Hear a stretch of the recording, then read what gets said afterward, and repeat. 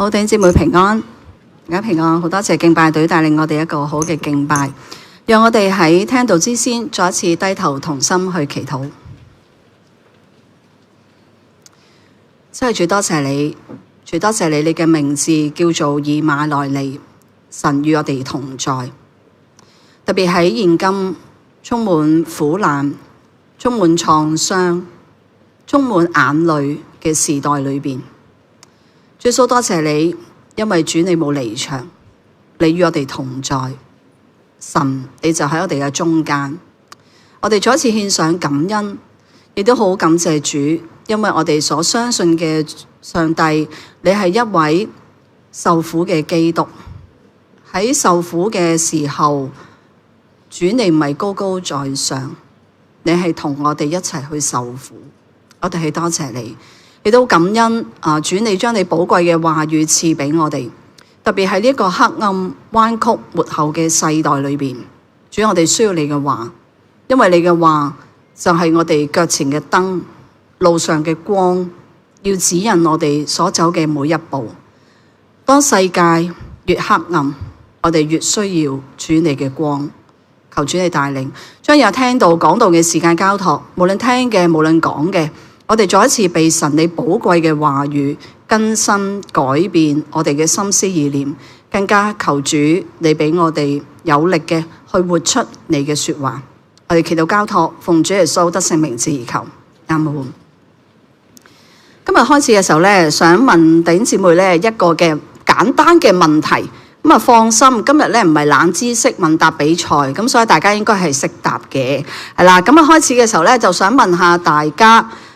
返咗團契幾耐咧？係啦，嗱，咁呢個團契咧就包括所有叫團契嘅團契嘅嚇，即係唔係淨係晚山堂嘅，我哋唔係咁狹窄㗎嚇，即係全球嘅團契咧，我哋包括嘅，即係可能你返晚山堂之前，你有返個團契，包括你學校嗰啲少年團契嚇，即係總之咧，我哋就係冚唪唥乜都包嘅，係啦咁樣，咁你諗下咯喎，咁你返咗團契幾耐咧？係啦，咁我想問下有幾多弟兄姊妹咧係返咗團契5年或以上嘅，可唔可以請舉手？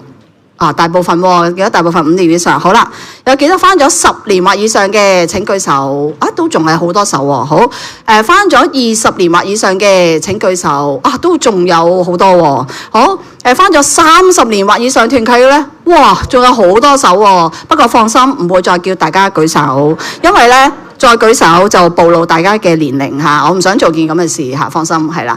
咁咧。我頭先咧喺度目測咧，返咗5年咧有90%，返咗10年咧都仲有80%，返咗20同30年咧，我見到仲一半以上嘅弟兄姊妹舉手，不如俾掌聲你哋啊！返20至30年團契喎。我哋成日都講啦，人生有幾多個10年啦，係咪啊？我哋30年喺度返咗團契係嘛，係一件好經典嘅事嚟㗎嚇。咁我放心，我同大家一齊舉，我都返咗30年或以上嘅團契。不過我要強調，我好細個返團契嘅。OK 係啦，我講下笑啫。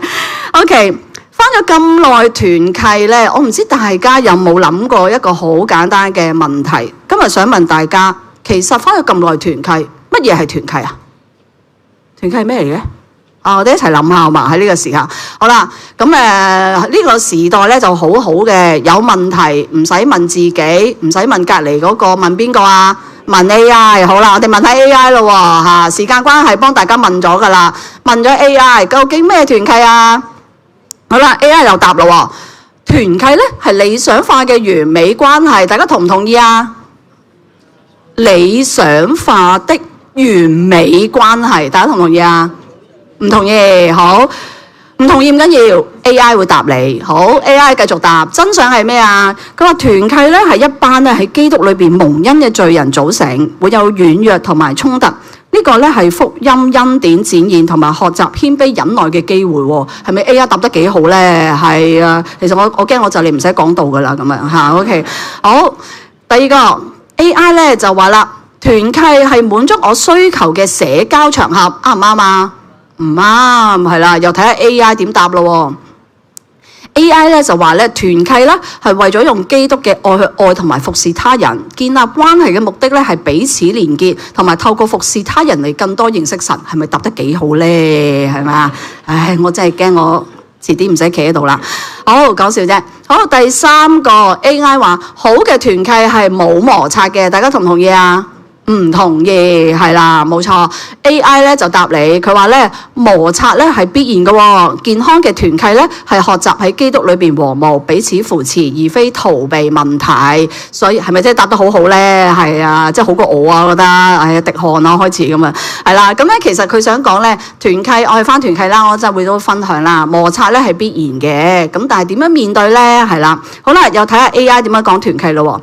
團契咧，咪就係參加聚會咯，例如主日聚會或者小組聚會。團契係咪咁樣咧？大家覺得？咦，冇咗零同埋冇咗噏嘅，就係保持咗喺中間，有啲噏頭，有啲零頭，係啦。睇下 AI 點答。AI 咧就話團契係一種生活模式 lifestyle， 係全人嘅、全時間嘅，包含生活各個領域，而非局限於特定時間或者特點，係咪啊？又係喎 ，AI 真係講得好喎，係啦 ，OK。咁啊呢度都講多少少啦。其實咧團契咧真係唔係局限，好多時候咧我哋俾一啲術語咧就其實大家有時講一啲詞彙，我哋講啲詞彙嘅時候咧，原來我哋都誤解咗意思。我哋通常講咩？返團契噶嘛，返教會噶嘛。嗱，今日就唔係講教會論啦，所以就唔講啦。但係團契好似我哋返團契噶嘛，咁即係唔返嗰時就點啊？唔係團契咯，係咪啊？但係 AI 又答得幾好喎，佢話一種生活模式嚟嘅喎，任何時間喺有，其實呢個都好合乎聖經嘅。聖經話咧有2-3個人奉主嘅名聚集，主就喺我哋中間嘛嚇。咁啊，陣間都會分享下啦，都好多謝弟兄姊妹咧為媽媽禱告啦。咁啊，講一個片段俾大家聽。咁有一日啦，即係媽媽感恩，希望媽媽下個禮拜可以出院啦嚇。醫生話，咁有一日咧，有一班弟兄姊妹咧就喺度探媽媽啦，有成5-6個，唔好意思，我哋有少少違規啊。咁咧就有個牧師啦嚟埋啦，咁啊傾下，大家喺度講下，又唱下詩歌啊，又祈下禱啊。跟住阿牧師完咗，我哋咪團契咁咯。我話係啊，我哋今日團契咯，就喺我阿媽張病床隔離一齊喺度團契咁樣，係啦。咁其實就係一個團契啦咁樣。好，我又睇下 AI 點樣講團契咯。佢就話咧侍奉淨係喺教會裏邊㗎咋，只係全職嘅人先至能夠真正嘅侍奉，啱唔啱啊？唔啱。好啦，睇下 AI 點答你啦。AI 咧就話咧，職場同埋生活處處都係侍奉，要打破全職嘅迷思，將信仰落入喺日常生活，成為見證，啱唔啱啊？啱，AI 講得幾好喎，係啦。咁咧其實咧呢度咧想都補充分享一樣啦。我哋嘅價值同埋存在就可以補充，係啦 ，AI 冇講嘅，係啦。好，咁咧就係其實咧。好多時候咧，我哋對侍奉咧都有一個覺得咧全職嘅人咪係侍奉咯。但我記得我好細個聽過一句説話咧，我覺得好好嘅。神咧係會呼召部分嘅弟兄姊妹咧去放低佢嘅職業全職嘅侍奉，但係我哋而家坐喺度每一位弟兄姊妹，其實我哋都係一個全時間侍奉神嘅人。其實我時間唔係屬於我哋自己嘅，我哋都係一個全時間侍奉者。如果神今日放我哋侍奉嘅場景係家庭，我哋就全時間喺家庭侍奉；如果今日神放我哋喺一個職場，我哋就全時間喺職場裏邊侍奉。所以喺神嘅國裏邊咧，係冇一個咧可以偷懶嘅人噶。係啊，其實咧我哋每一個人咧都係全時間侍奉者。不過神會俾一啲嘅感動我哋放低職業，我哋全職去到侍奉神咯。咁呢度咧係 AI 冇講嘅，我可以講啦，係啦。好，另一個關於團契咯，接待同埋團契都係娛樂同埋社交嚟嘅啫，大家同唔同意啊？又唔同意。好，聽下 AI 點答先。AI 話真相咧，接待同埋團契咧，都係為咗結交朋友，向未信者傳福音，帶人進入神嘅家，同埋堅固信徒嘅信仰嘅。咁所以咧，團契咧唔係一個娛樂或社交。不過講開呢一度咧，我諗大家都有留意咧，最近咧其實都係移民啊。移民咗去外國，其實咧都有啲人咧話返教會，佢講到明嘅，返教會咧，我想識朋友嘅啫嚇。其實咧好多年前咧，我有個中學同學咧就移民咗去澳洲，因為未信主嘅。咁我就問佢你澳洲邊個地方啊？我不如幫你揾教會啊。咁我成日都覺得我哋把握每一個福音契機即係嚇。咁佢咧即係答我，佢話好啊咁樣。不過下一句咧就同我講，我返教會咧係為咗識朋友㗎咋。咁不過我心裏面諗唔緊要，你識朋友咧識下咧就會識到神嘅啦嚇。咁我成日覺得咧唔緊要嘅，係啦，你嚟識朋友咧就會識到一個最好嘅朋友嘅啦嚇。咁其實而家喺外國咧，好多人返教會咧，真係為咗一個社交場合，因為咧佢喺佢嘅可能佢自己一家人移民啦，冇屋企人啦。但係我成日都覺得唔緊要嘅。其實咧，只要人有機會去認識神，當然佢唔係懷住一啲唔好嘅目的去到教會咧。我覺得呢個都係即係一個可以嘅嚇咁樣。好啦，AI 係咪講得好好啊？講 A.I. 講得幾好嘅喎嚇，咁樣啊，其實 A.I. 咧唔單止咁多㗎 ，A.I. 咧仲話俾我哋聽咧，如果要建立團契咧，佢有啲關鍵俾埋我哋㗎，聽下啲關鍵。第一個以基督為根基，佢話咧基督裏邊咧先至能夠真正嘅相交。第二個係付出嘅心態，要付出先至係團契嘅一份子。我覺得佢呢個講得咧真係幾好。其實好多時候咧，我哋返團契啦，或者返教會啦，喺過往咧，都有弟兄姊妹同我講過㗎，點解我返嚟咧冇人關心我嘅？點解我返嚟咧冇人問候我嘅咁樣？但係另一邊廂咧，又有弟兄姊妹同我講，我返嚟咧太多人關心我，太多人問候我，又好似轟炸咗我啊！咁我心諗，咁即係點咧？咁樣好難做喎嚇咁樣。但係咧有啲弟兄姊妹確實返團契咧，佢覺得點解我返嚟點解真係冇乜人去關心我咧？其實呢個付出嘅心態，當然我哋返團契唔係淨係返嚟做啦嚇，但係原來我記得我有個組長咧講一句好説話，佢話唔好問下個團契有啲乜嘢俾你，我哋返嚟團契問下我有啲乜嘢可以俾團契或者俾教會嚇。當然啦，我嘅角色有啲尷尬嘅，但係咧，我覺得我哋返嚟有一個付出嘅心態。其實係啦，我哋返嚟睇下咩幫手咁樣。好啦，返團契仲有咩重要咧？就係感恩同埋服侍啦，係啦咁樣咁啊，去返到嚟我哋睇下咩可以一齊幫手啦嚇。咁我都欣賞我哋弟兄姊妹咧，其實侍奉咧係無分大小嘅喎。其實咧，我成日都覺得咧最尊貴嘅侍奉咧係乜嘢咧？唔係企喺台上面講道，我成日好中意做嘅服侍係搬凳。我覺得好中意搬凳嘅，係啦嗱。其實我成日同青少講咧，不如弟兄姊妹用你手摸一摸你坐嗰張凳啊！嗱，我冇揈你嘅，下邊冇條蛇嘅，摸一摸張凳，摸一摸張凳咧，摸一摸。好啦，知唔知邊個弟兄姊妹搬凳㗎？唔知，但我相信主知道。我哋俾啲掌聲搬凳嘅弟兄姊妹，好嘛？嗱，我唔相信咧，張凳係自己咁樣擺出嚟嘅。其實呢個係我喺從小喺青少裏邊已經教導。其實第一張凳咧，坦白講係我哋同工自己搬起嘅，因為細路咧係唔會搬凳嘅。不過咧，啲細路都好有憐憫心嘅。佢見到你腰骨又攣啦，開始咧就唔係好掂啦。佢話：唉，見你咁嘅樣，幫你搬啊咁樣啦。咁幫我搬嘅啫，最初咁到而家咧。基本上你返石門咧，佢哋已經自動自覺咁樣搬凳。我覺得呢個就係神嘅家。其實我成日都話搬凳咧係最尊貴嘅侍奉嚟嘅，做咗冇人知係最好嘅呢啲嚇咁樣。所以咧每一次返嚟坐嘅時候摸一摸張凳，我哋為搬呢張凳俾我哋坐嘅弟兄姊妹去感恩，係咪？我成日挑戰啲青少㗎，張凳唔會自然出現㗎嘛，你估自動嘅咩？咁樣一定有人搬嘅，但係嗰個人主知道，呢個係最美嘅侍奉。仲有咧，就係真實同開放喎，係啦。我哋返嚟小組，如果我哋10年咧都唔開放自己嘅話咧，其實等於冇返啦。咁啊，點解我咁深嘅體會咧？因為嗰時做青少年啦，咁我記得佢哋中一啦上到嚟，咁我就問佢邊個？你知唔知隔離嗰個叫咩名？唔知喎。佢讀咩學校？唔知喎。佢中意食咩？唔知喎。咁樣跟住我話：你隔離嗰個坐咗你隔離幾耐啊？6年咯。小一坐到小6咯，咁咪咯。但係你隔離嗰個叫咩名？唔知喎，咁樣。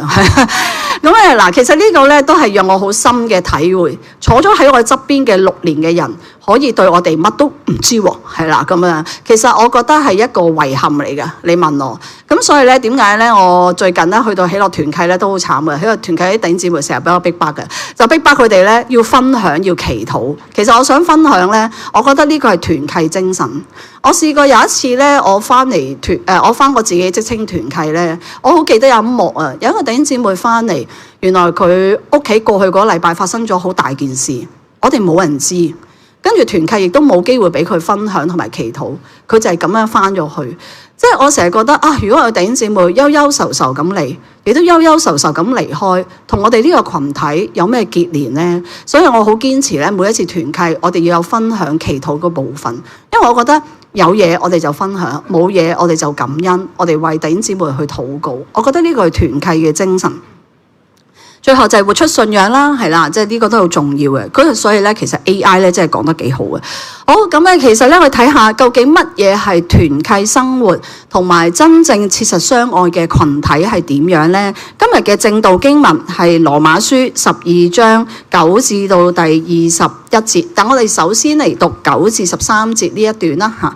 咁如果揾到嘅弟兄姊妹咧，邀請我哋今日會用一個新漢語嘅譯本嚇。咁如果揾到嘅弟兄姊妹咧，我哋一齊開聲嚟讀啊！預備1、2、3，愛不要虛假，要厭惡善，要持守，愛弟兄要彼此相親相愛，尊重人要彼此爭先，殷勤不可懈怠，要靈裡火熱，常常服侍主，在盼望中要喜樂，在患難中要忍耐，禱告要專心致志，聖徒有需要供給他們，要竭誠接待客旅。好，唔該晒大家。呢段經文咧，其實嘅上文咧就係上星期Samuel 傳道同我哋提過羅馬書第12章1至到第8節。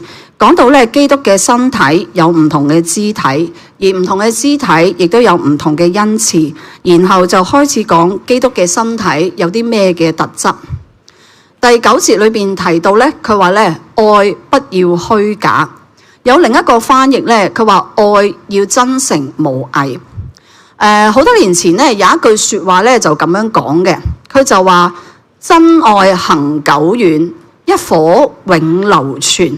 但係咧，大家應該唔係好記得呢一句説話嘅，因為後來呢句説話就被改為鑽石恆久遠，一顆永流傳，係啦。咁呢個咧廣告咧就係叫你快啲去買鑽石啦，係啦。咁呢一個廣告點解我哋係咪好印象好深刻啊？我一打咧，哇！即刻走晒出嚟。其實咧，原來呢一句廣告咧被評為咧最佳嘅廣告標語之一嘅喎嚇，即係大家唔好輕看呢兩句説話，其實好有威力嘅。我唔知有幾多人睇完就走咗去買一粒鑽石下咁樣，好勁嘅咁啊！點解愛咧要真誠咧，唔好虛假咧？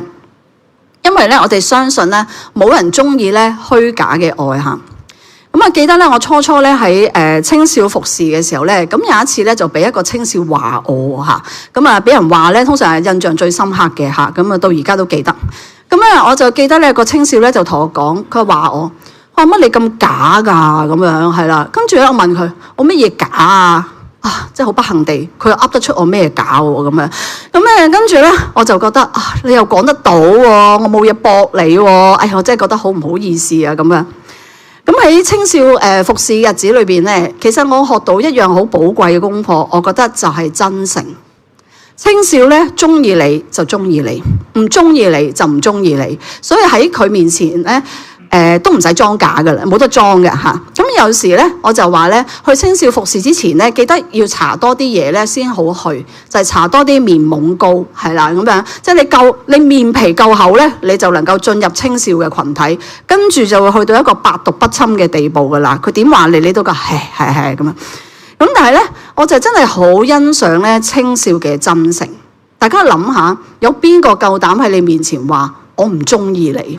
係咪啊？我幾耐未聽過，所以我都承認，我唔係嗰啲奀皮嘅人，我唔係中意俾人話。不過咧，我都係從佢口中咧，我覺得我知道我係一個點樣嘅人。我覺得佢哋好真誠嚇，唔真誠咧，亦都有部分青少同我講係因為佢哋唔中意成人嘅部分原因。因為點解咁假㗎？你哋係咪係咯？唔係咪唔係咯嚇？做乜要裝假咧嚇？所以咧，我接受咗青少特訓之後咧，我就覺得唔好再裝假啦嚇。有咩就話俾佢聽咯。唔掂啊，唔掂啊，跟住佢去幫手噶啦嚇咁樣係啊。咁記得咧有一位青少咧，就你知道其實咧我哋未搬去石門之前咧，我哋嘅青少喺呢度聚會嘅嚇。咁成人咧就喺學校啦咁樣。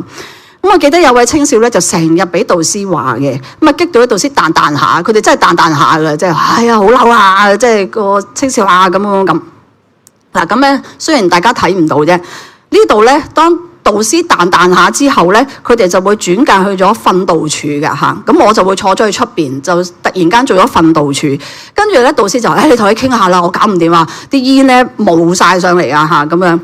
咁咧我就有一次啦，就問個青少，同埋咧真係好激氣嚇。咁咧我哋直情趕到去玻璃門下咁樣。咁啊跟住我問佢，我話你做乜要咁啊？你跟住咧做乜要激到個導師彈下啊？咁啊跟住問咗佢一個問題，我就問佢點解個個都要話你啊？你估下佢點答我啊？佢答咗我一句，因為你哋個個都錫我咯。哇！我兩泡眼淚。嗱，呢個我咧青少真誠啊嘛，我唔相信佢係語言藝術嚟㗎咁樣。哇！嗰兩泡眼淚咧就喺我個眼度。咁當時咧我哋個辦公室咧就喺後邊嘅，喺跟住我睇唔好講住，跟住我就翻咗去辦公室執個樣先，係啦，執個樣，因為我要再出嚟做訓導主任㗎嘛嚇，咁啊點可以冇咗個勢咧咁樣？咁所以咧我執個樣咧再出嚟咁樣係啦。其實佢呢一句説話咧，到而家都放喺我嘅心裏邊。其實喺陪伴青少成長嘅日子咧，好坦白講，我哋真係冇專業嘅訓練，我哋都冇一啲嘅技巧，但係好睇到今日能夠留低我哋一班青少留低嘅係我哋導師真誠嘅愛，因為佢知道呢個地方有人錫佢，佢知道呢個地方有人關心佢。我舉一個例子，我真係覺得好感動。我哋一班青少有一年要考 DSE， 咁嗰時青少喺度聚會，我行過，哇個廚房咧烽煙四起，我就成日同人講咧，嗱你喺青少咧你做乜都得，你冇燒咗個廚房，跟住我真係交代唔到咁樣嚇，因為通常咧講埋啦，禮拜日咧呢啲嘢就爛晒㗎啦，禮拜一我就收投訴㗎啦，通常就係咁啊。咁啊，但我行過廚房烽煙四起，我問導師呢度做咩啊？煲湯啊？做乜煲湯？好大煲湯。跟住個導師話：佢哋聽日開始考模啦，所以我煲一大煲湯俾佢哋飲，係咪好感動啊？哇！我覺得嗰煲湯咧，真係值萬金，好溫暖。其實我哋嘅青少就係被導師咁樣愛錫去成長。我覺得佢哋喺社會好艱難，佢哋喺學校好艱難，但我成日都希望佢哋喺教會能夠感受到愛。咁所以我好多謝我哋嘅導師去陪伴青少嘅成長。愛要真誠，係導師同埋青少教我嘅功課。愛嘅群體第一個嘅特徵就係真誠嘅愛。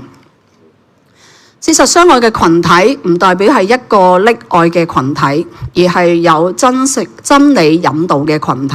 喺第9節裏邊提到，惡要厭惡，善要親近。呢度講嘅惡咧，其實係指邪惡同埋咧道德意義上邊嘅惡。而厭惡咧就有憎惡同埋痛恨嘅意思，而善咧就有益有用嘅意思，而持守咧就有緊密結合同埋緊緊依附嘅意思。愛嘅群體喺道德上邊係有要求，亦都咧被真理所引導。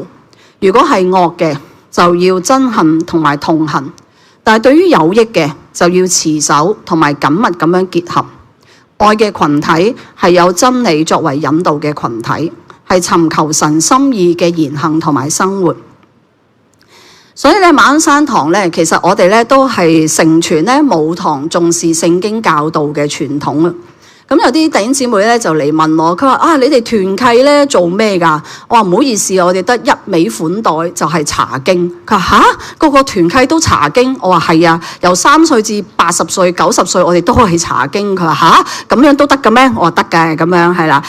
咁咧其實咧好感恩啦，最近咧有機會去到長者團契啦，學習服侍啦。哇！當我去到喜樂團契嘅時候咧，我發現大家查緊一個書卷喎，俾大家估下，大家查緊咩？之前大家都查緊出埃及記喎，哇！即係咧，我睇完都 V 暈暈啦咁樣，即係我覺得哇，一班長者咁犀利嘅，咁我坐喺度同佢哋查經嘅時候咧，哇！嗰啲幾多爪啊，嗰啲幾多咩啊？我坐喺度，我頭爭啲暈啊咁樣，但係我見到佢哋咧，仲係眼仔碌碌咁樣咧喺度查經喎，我真係覺得好犀利喎咁樣。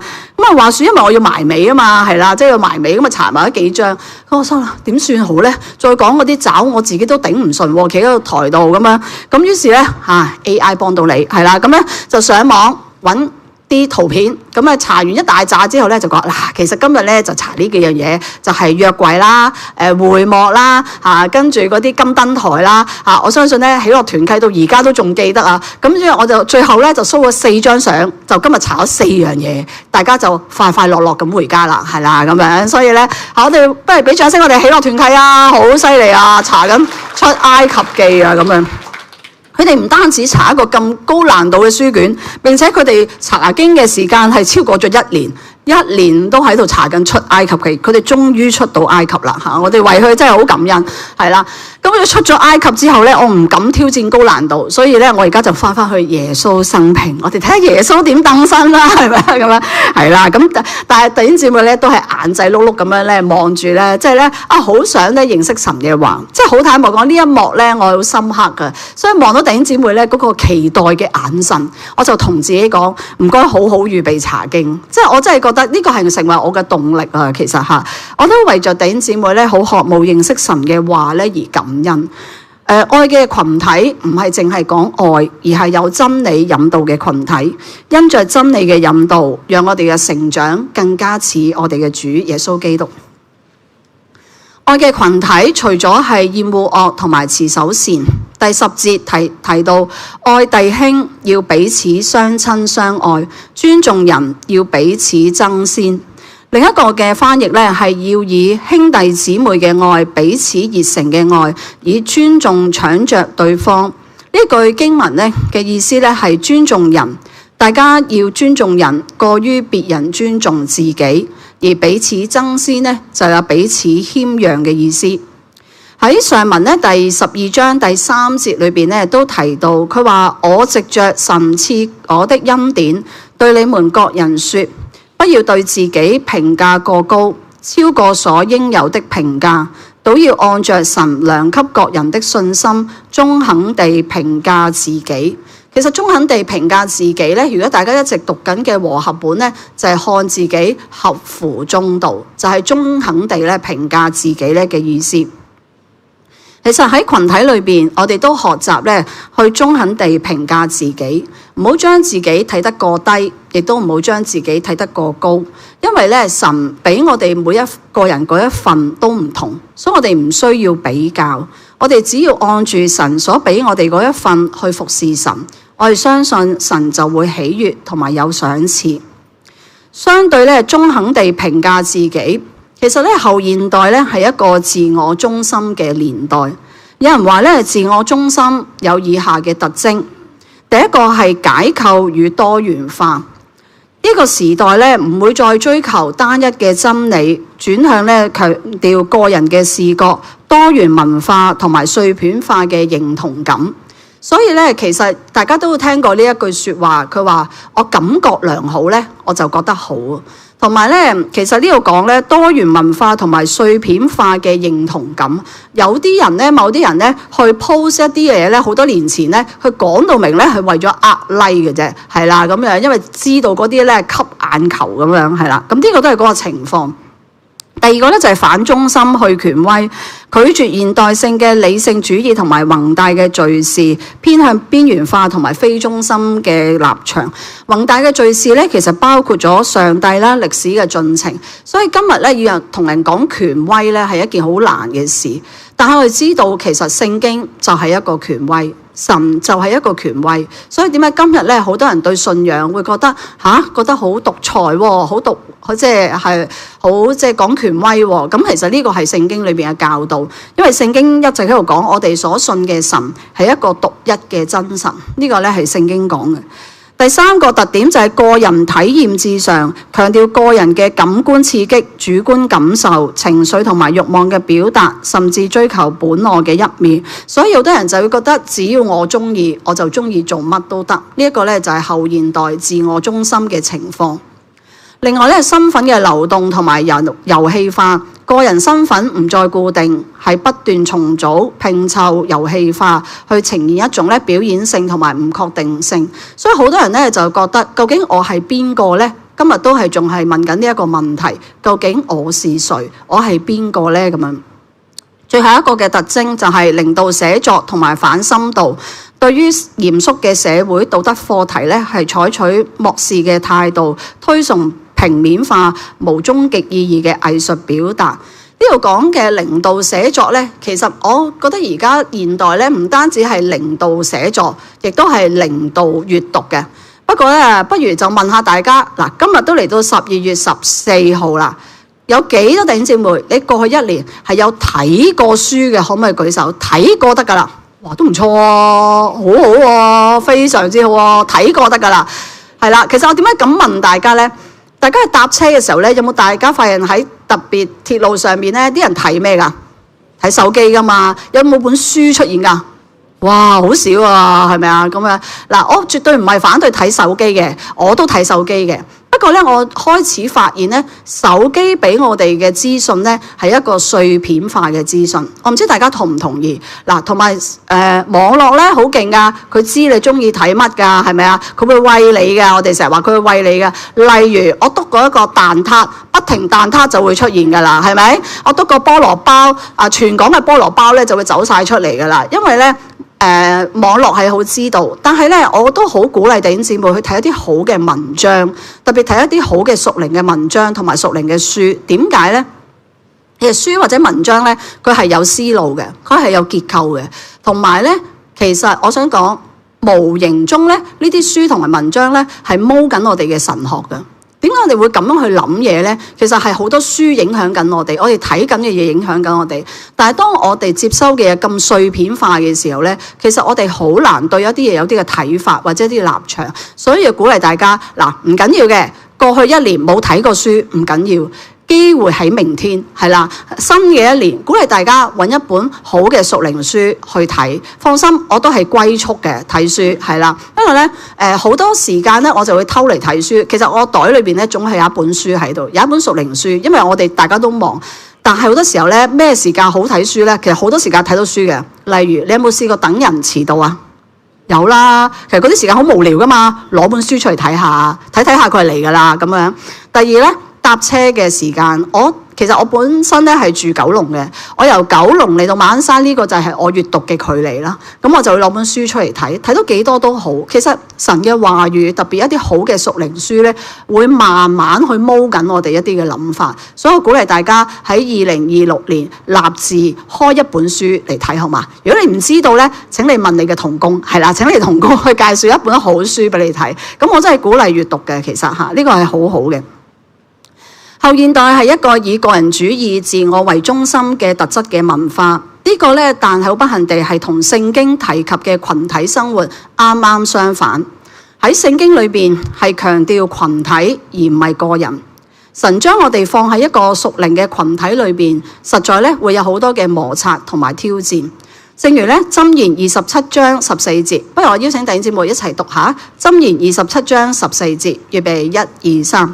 鐵磨鐵，磨出刃來；朋友相感，也是如此。好，唔該晒大家。呢一句咧，相信都係我哋好熟悉嘅經文。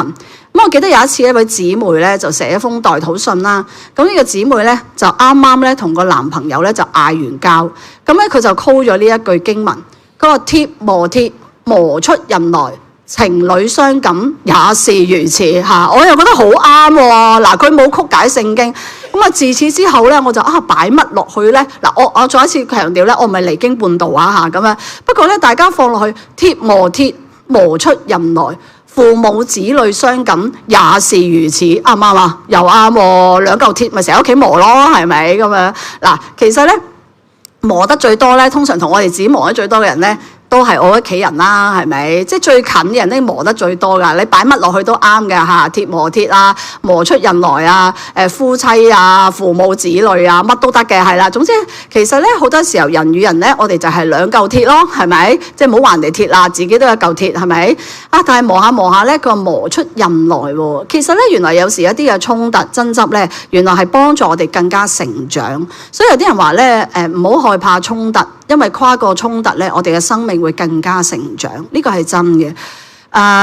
現代文化重視個人自我，但係聖經卻重視群體嚇。所以點解咧？有啲人會覺得我信咗耶穌，但我唔使返教會。但係原來教會就係耶穌基督嘅身體，基督咧就係教會嘅頭。呢一個咧係聖經裏邊多番重視群體。愛嘅群體嘅特質係喺第11至到第13節裏面提到，殷勤不可懈怠，要靈裡火熱，常常服侍主，在盼望中要喜樂，在患難中要忍耐，禱告要專心致志，聖徒有需要供給他們，要竭誠接待客旅。第13節嘅供給直譯就係團契，有分擔分享嘅意思。呢度咧係指物質上嘅需要或者缺乏，所以亦作供給。所以咧，其實團契呢個字咧，原來咧就係有分擔同埋咧分享嘅意思。記得其實喺初信成長百課咧呢套課程裏邊咧，提到信徒聚會咧有一句咧説話好好。佢呢度講咧，佢話分擔嘅憂傷係等於一半嘅憂傷，分享嘅喜樂就係雙倍嘅喜樂。我覺得呢一個咧就係團契嘅精神。其實當我哋有憂傷翻嚟嘅時候咧，我哋同人分享咧，唔知點解講咗出嚟咧，總係會舒服啲，係咪啊？所以分擔嘅憂傷咧，就係一半嘅憂傷。但係當我哋同人分享咧，經歷咗啲好開心嘅嘢咧，大家有冇試過？哇，越講越開心喎，越講越興奮嘅喎，係咪？咁其實翻嚟分享嘅喜樂咧，就係雙倍嘅喜樂。呢一個咧就係團契生活。喺德國神學家潘霍華嘅作品裏邊，有一本書叫做《團契生活》。其實呢本書咧係出版喺1938年，佢就講到咧用聖經嘅觀點去睇基督徒嘅生活。佢點樣講團契？佢話團契中嘅生活係出於恩典，亦都唯獨恩典。好多時候咧，可能我哋信咗主，我覺得返團契可能係一個責任啦，或者有時教會都會鼓勵我哋要返團契。但我覺得潘霍華呢度再一次講嘅時候，再一次提醒我哋，原來團契生活係恩典，係禮物，亦都係唯獨恩典。原來咧係神俾我哋嘅恩典。所以咧，其實潘霍華咧覺得咧團契生活咧係非常重要，甚至咧佢覺得每一個人都應該要加入教會，有團契嘅生活，去幫助咧去度過佢嘅人生。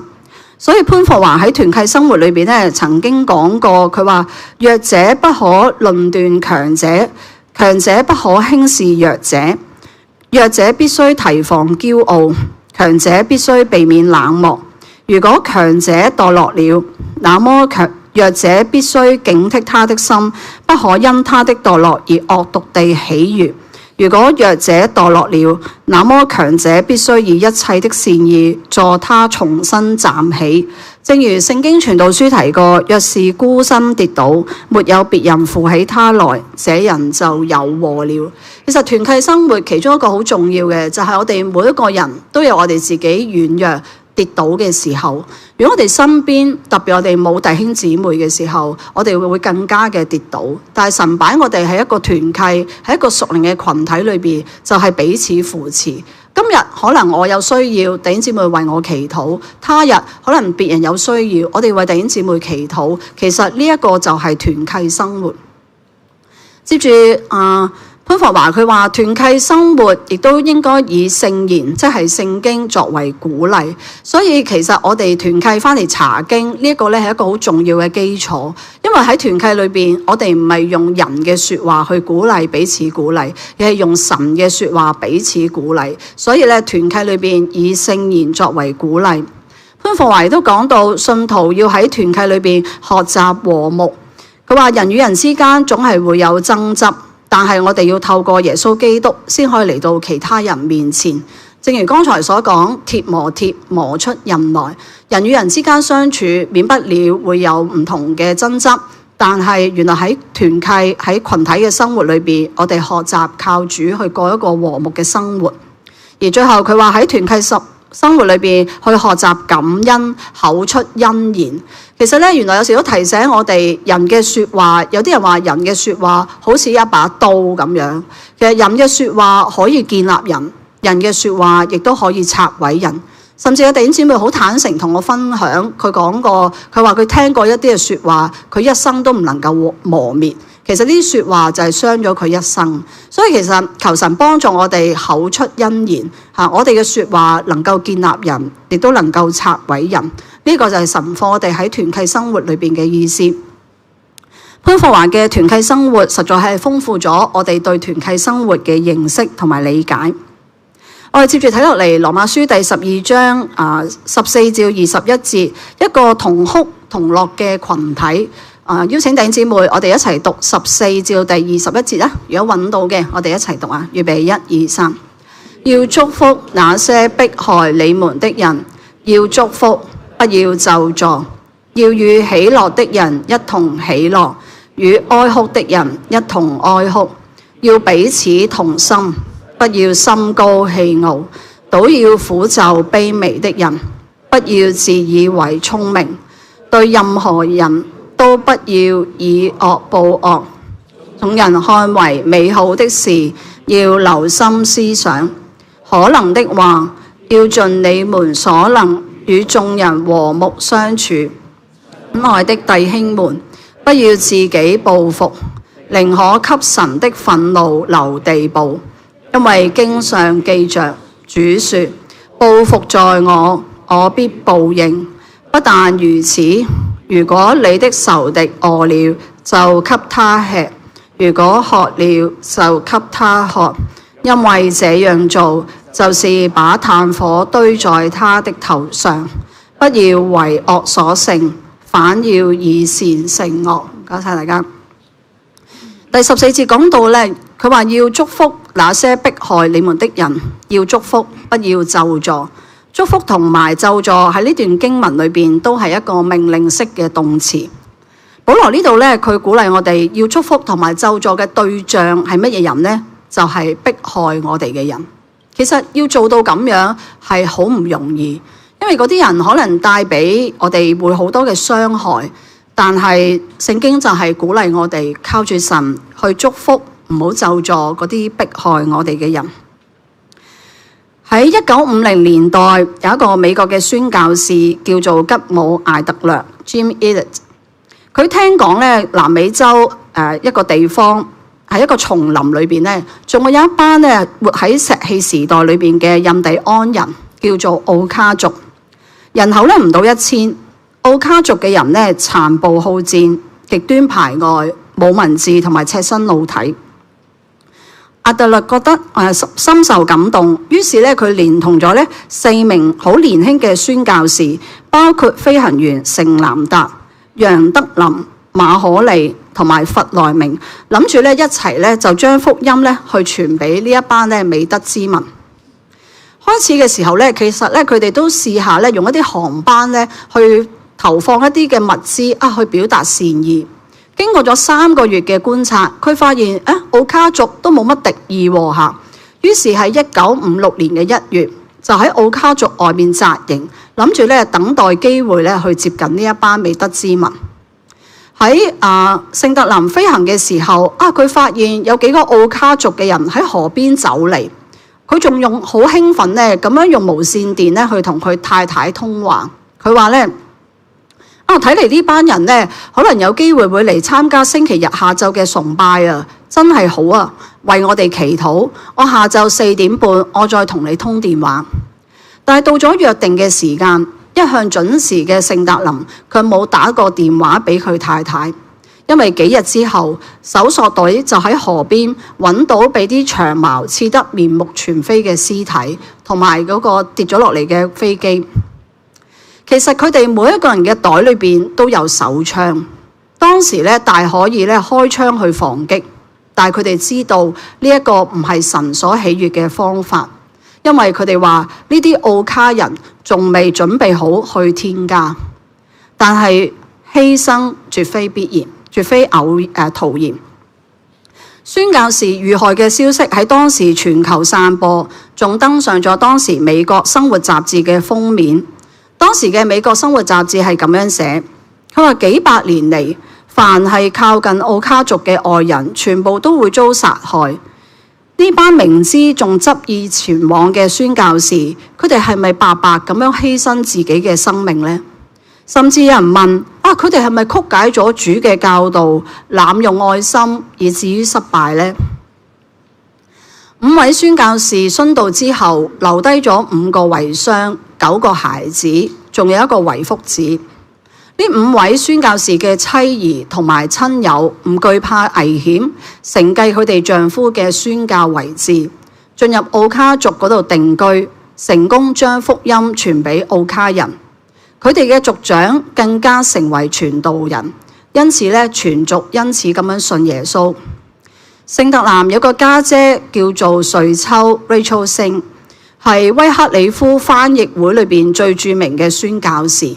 其實佢家姐之前已經去到附近嘅村莊學習奧卡語，最後就進入咗奧卡族去翻譯聖經，直到38年後離世。5位宣教士殉道之後9年，奧卡語嘅馬可福音就出版。聖特林嘅兒子叫做史提文 Steve 星，佢隨住寡母喺奧卡村裏邊長大。當爸爸殉道嘅時候，其實佢只係得5歲，但後來佢成為飛行嘅宣教士，足跡遍及咗西非同埋中南美洲。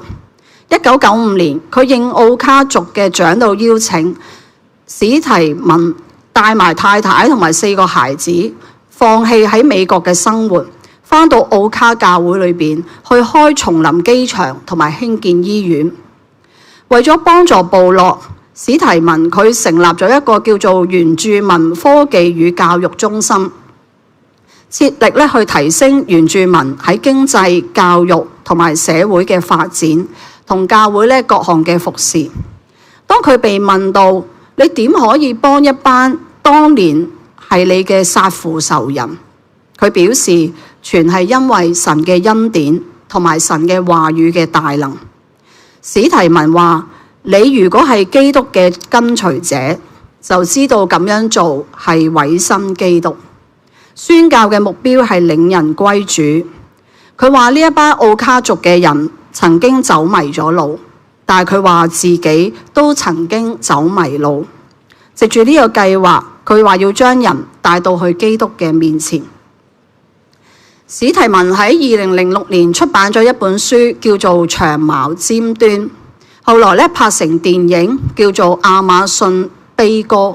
呢套電影喺2007年聖誕節喺台灣上映。呢班宣教士佢哋殉道帶嚟嘅結果係激勵更多嘅人為宣教奉獻俾全球嘅宣教事工。1000名嘅神學生投入海外宣教，佢哋呢一班殉道嘅人嘅親友承繼宣教使命，委身基督，去愛殺父嘅仇敵。9年之後，奧卡族100多人信主並向人報道，所以佢哋呢一個嘅見證嘅短片嘅題目叫做《一粒麥子不落在地裏死了》，就結出許多子粒來。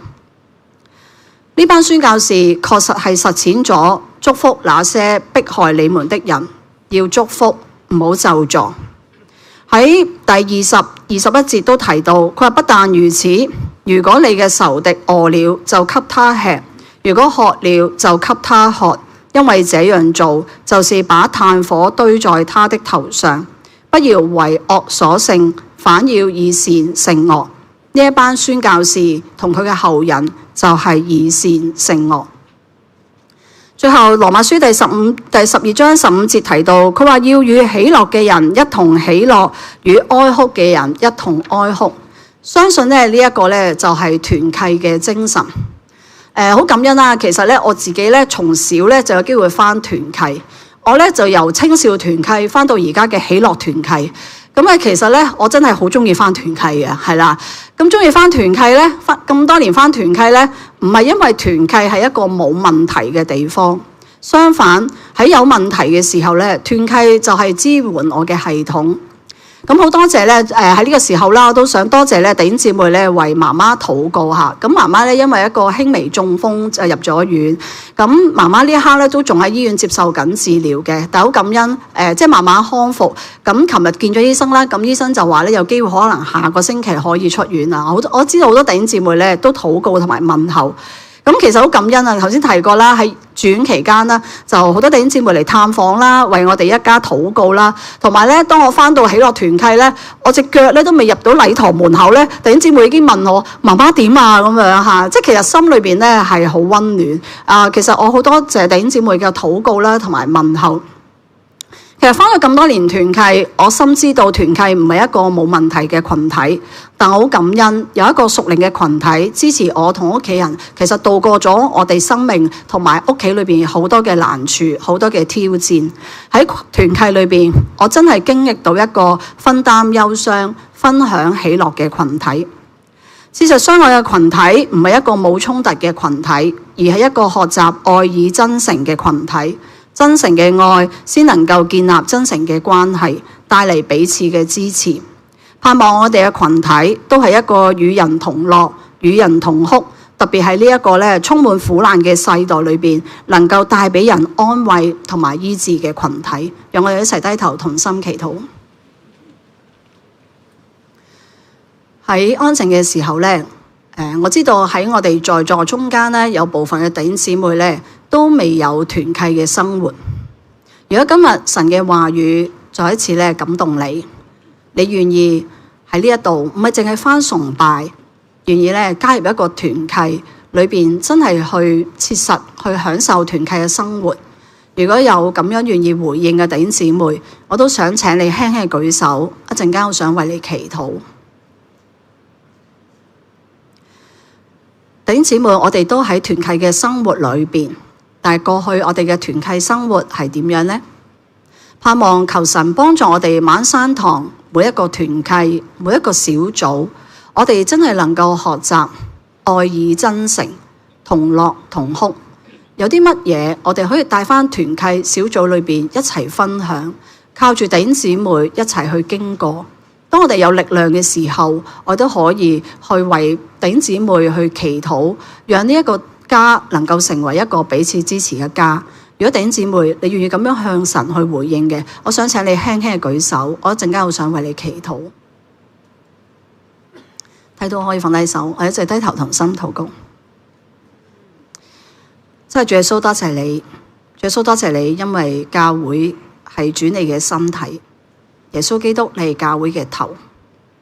今日你放我哋喺身體嘅裏邊，我哋知道喺教會嘅生活，喺團契嘅生活裏邊，我哋唔係一個冇問題、冇衝突嘅群體。但好感恩，主你俾我哋能夠喺呢個群體裏邊，我哋經歷你嘅愛，經歷你嘅愛，好實在嘅去包圍我哋。特別當我哋軟弱，當我哋困倦，當我哋或者我哋嘅家人落喺病患、落喺哀傷裏邊嘅時候，我哋身邊嘅弟兄姊妹就係俾我哋好大嘅支持，俾我哋好大嘅鼓舞。我哋多謝你，都想祝福馬鞍山堂我哋每一個嘅團契，我哋每一個群體，能夠一個係愛以真誠、同樂同哭嘅群體。求主你去帶領我哋，祈禱交託，奉主耶穌得勝名字求，阿門。